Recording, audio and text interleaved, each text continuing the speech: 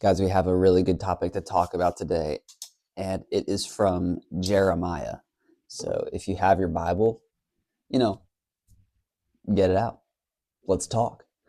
All right. So Jeremiah chapter 18. All right. And so I know this is addressing a specific, this passage is being addressed in a specific time frame to a specific group of people, but I still feel like this is very applicable to our lives and how we choose to follow our hearts instead of following God. So it says, so turn from your evil ways, each one of you, and reform your ways and actions. That's in Jeremiah chapter 18, verse 11. It says, so turn from your evil ways, each one of you, and reform your ways and actions. And then in the next line, it says, but they will reply, it's no use.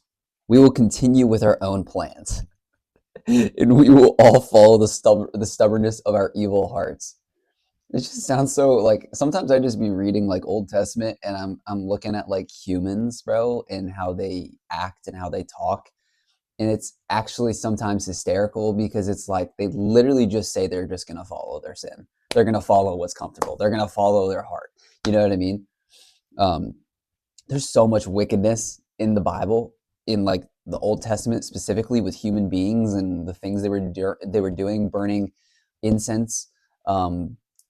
And then worshiping idols. I mean, all these things. I mean, I've seen people say, like, people have talked about Epstein Island or whatever, and be like, that's why God had to be so aggressive and punish people in the Old Testament, is because people were doing similar things on the Epstein Island as in the Old Testament. Like, people were doing crazy things in the Old Testament, and God could not let that go without being punished.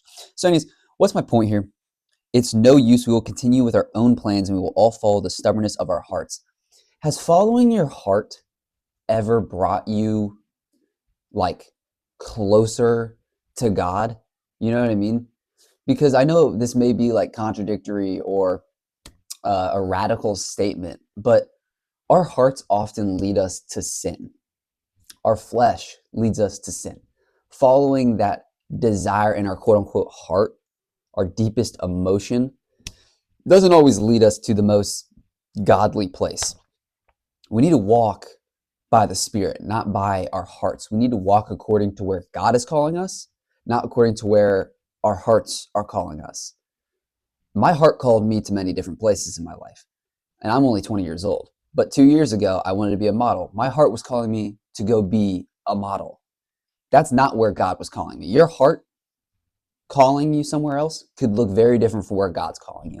And that's something we need to distinguish and understand and know as a follower of Christ is, okay, where is my heart telling me to go? Where is where is God telling me to go? Because they're often not the same place. And so I just love how it says we will follow the stubbornness of our evil hearts. Our hearts are evil.